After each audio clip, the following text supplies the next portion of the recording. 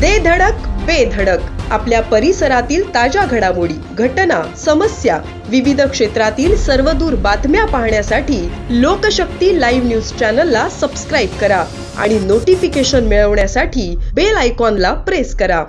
मुंबई गोवा राष्ट्रीय महामार्गावर माणगाव तालुक्यातील रातवड येथे एक थरारक अपघात घडला। भरधाव वेगात ट्रक ओव्हरटेक करण्याच्या प्रयत्नात एसटी बसवरील चालकाचे नियंत्रण सुटल्याने बस रस्त्याच्या कडेला जाऊन पलटी झाली। या भीषण अपघातात एका लहान मुलासह 7 प्रवासी गंभीर जखमी झाले असून एसटी महामंडळाच्या निष्काळजीपणाचा मुद्दा पुन्हा एकदा ऐरणीवर आलाय।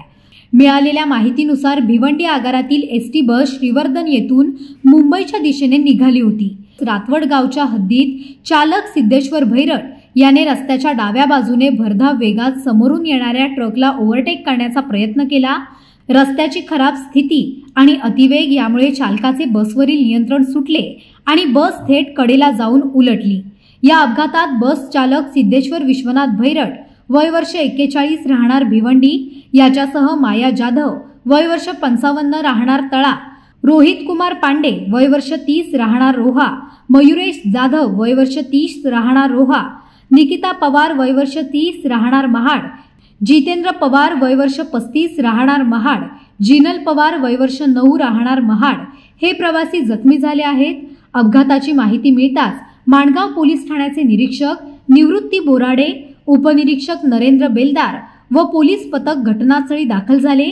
सर्व जखमींना तातडीने माणगाव उपजिल्हा रुग्णालयात दाखल करण्यात आले।